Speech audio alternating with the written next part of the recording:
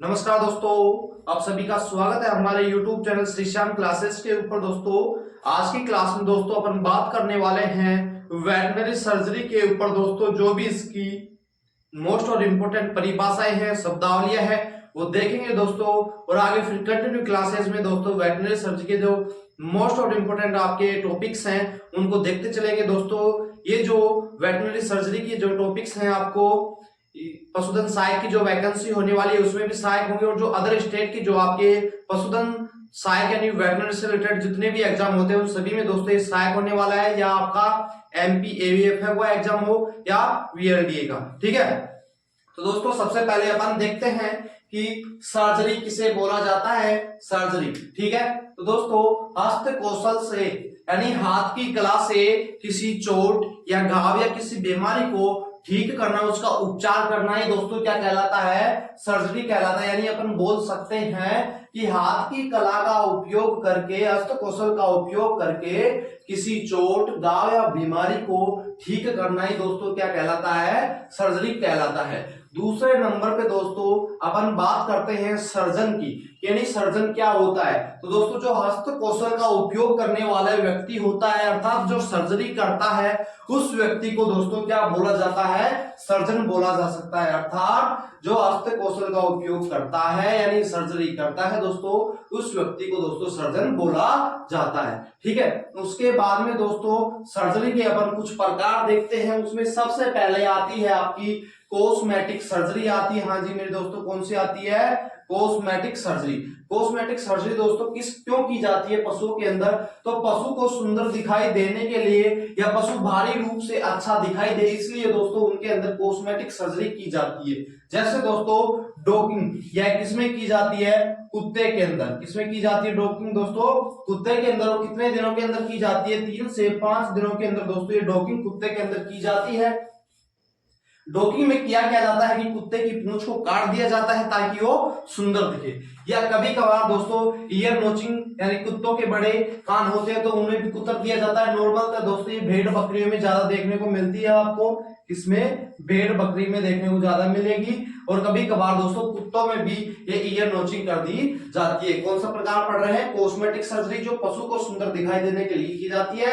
Example जैसे कि देख सकते हैं, डॉकिंग कुत्तों में की जाती है 3 से 5 दिनों की अवधि में। दूसरा जो होता है आपका ईयर नोचिंग होता है दोस्तों, यानी ये ज्यादातर भेड़ बकरियों में की जाती है। और कभी कभार कुत्तों के कान अगर बड़े होते हैं तो उनके भी अंदर ईयर नोचिंग कर दी जाती है। उसके बाद में दोस्तों अपन बात करते हैं क्लोज्ड सर्जरी के ऊपर। क्लोज्ड सर्जरी क्या होती है कि जो त्वचा के ऊपर बिना कोई चीरा लगाए हुए यानी बिना कोई खून खराबे किए हुए जो सर्जरी की जाती है उसे दोस्तों क्लोज्ड सर्जरी बोला जाता है, जिसमें कोई ब्लड नहीं आता हो दोस्तों, ठीक है, यानी कोई चीरा नहीं लगाया जाता हो।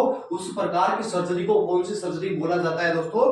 क्लोज्ड सर्जरी बोला जाता है, ठीक है। उसके बाद में दोस्तों अपन 5वें नंबर पे बात करें रेस्टोरेटिव सर्जरी। तो दोस्तों जो रेस्टोरेटिव सर्जरी होती है यानी कि पशु शरीर का कोई भी चोटग्रस्त भाग है उसे बिना निकाले हुए जो उसका कार्य है उसे सुचारू रूप से शुरू कर देना, यानी चोटग्रस्त भाग को शरीर से बाहर निकाले बिना उसके कार्य को सुचारू रूप से चालू कर देना ही कौन सी सर्जरी कहलाता है दोस्तों? रेस्टोरेटिव सर्जरी कहलाता है, ठीक है। उसके बाद में दोस्तों आगे बात करते हैं अपन एसेप्टिक सर्जरी।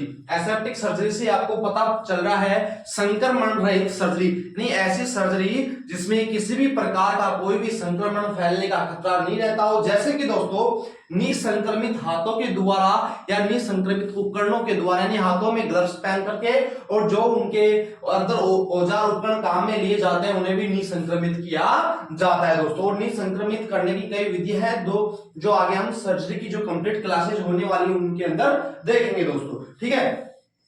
उसके बाद में दोस्तों अपन बात करते हैं एक्सप्रेटिव सर्जरी। तो दोस्तों एक्सप्रेटिव सर्जरी क्या होती है कि शरीर में जो रोगग्रस्त अंग या उत्तक है दोस्तों उसको हटा देना कंप्लीट तरीके से। जैसे कि दोस्तों एग्जांपल अपन देख लेते हैं, पूंछ सड़ जाने के दौरान दोस्तों पूंछ को हटा दिया जाता है या काट दिया जाता है। हॉर्न कैंसर के दौरान दोस्तों हॉर्न को निकाल दिया जाता है, उन्हें हटा दिया जाता है। यही दोस्तों एक्सप्रेटिव सर्जरी के उदाहरण होते हैं। ठीक है, उसके बाद में दोस्तों अपन बात करते हैं इलेक्टिव सर्जरी। इलेक्टिव सर्जरी दोस्तों ऐसी सर्जरी होती है जो स्थगित की जा सकती है, यानी जो टाली जा सकती हो, जिसमें जीवन का खतरा नहीं हो। ऐसी सर्जरी को क्या बोला जाएगा? Elective surgery. कैसी सर्जरी होती है दोस्तों? ये स्थगित की जा सकती है, जो टाली जा सकती है, अर्थात इसमें जीवन का खतरा नहीं होता है, जीवन सुरक्षित होता है दोस्तों। इसी प्रकार की सर्जरी को अपन क्या बोलते हैं? Elective surgery. दोस्तों आगे की कुछ और डेफिनेशन है सर्जरी की, कुछ परिभाषाएं और हैं, उनको और देख लेते हैं दोस्तों। ठीक है, तो दोस्तों इसके बाद में अपन बात करते हैं अगली जो सर्जरी का प्रकार आता है आपका एक्सप्लोरेटरी सर्जरी।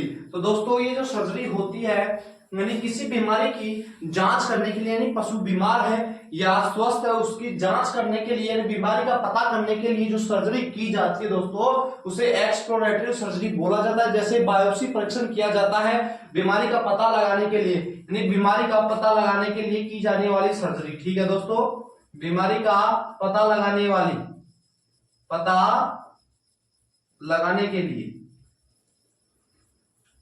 के लिए जो सर्जरी की जाती है उसे एक्सप्लोरेटरी सर्जरी बोला जाता है। अब बात करते हैं 10 नंबर पे दोस्तों इमरजेंसी सर्जरी किसे बोला जाता है।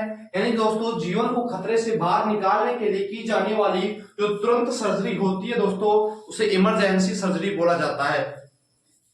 एक बार फिर से देखेंगे, इमरजेंसी सर्जरी किसे बोला जाता है, यानी जीवन को दोस्तों खतरे से बाहर निकालने के लिए तुरंत प्रभाव से की जाने वाली सर्जरी को कौन सी सर्जरी बोला जाता है? इमरजेंसी सर्जरी दोस्तों। ठीक है, उसके बाद में अपन बात करते हैं रिप्लेसमेंट सर्जरी के बारे में। तो दोस्तों रिप्लेसमेंट सर्जरी ऐसी सर्जरी होती है कि शरीर का ऐसा जो चोटग्रस्त भाग हो गया, कोई भी हिस्सा हो गया, डिक्रीज जो पार्ट हो गया दोस्तों, उसे बाहर निकालने के लिए, रिप्लेस बदलने के लिए जो सर्जरी की जाती है, यानी रिप्लेसमेंट किसी अंग या तो ऊतक को बदलने के लिए जो सर्जरी की जाती है, बदलने के लिए उसे रिप्लेसमेंट सर्जरी बोला जाता है दोस्तों। उसके बारे में दोस्तों आगे अपन बात करते हैं माइनर सर्जरी के ऊपर, यानी माइनर सर्जरी क्या होती है। तो दोस्तों माइनर सर्जरी ऐसी सर्जरी होती है जो आसान होती है तथा करने में भी बहुत ही सिंपल होती है, यानी जिसमें जीवन का कोई खतरा नहीं होता है, उस सर्जरी को दोस्तों माइनर सर्जरी बोला जाता है। आगे अपन बात करते हैं मेजर सर्जरी के ऊपर। तो मेजर सर्जरी दोस्तों सर्जरी का ऐसा प्रकार होता है जो करने में भी जटिल होती है तथा यानी सर्जरी करने में भी जटिल होती है तो उसमें जीवन का खतरा रहता हो दोस्तों, उसे बोला जाता है जीवन का खतरा इसमें। तो ठीक है, और इसमें जीवन का खतरा दोस्तों नहीं होता।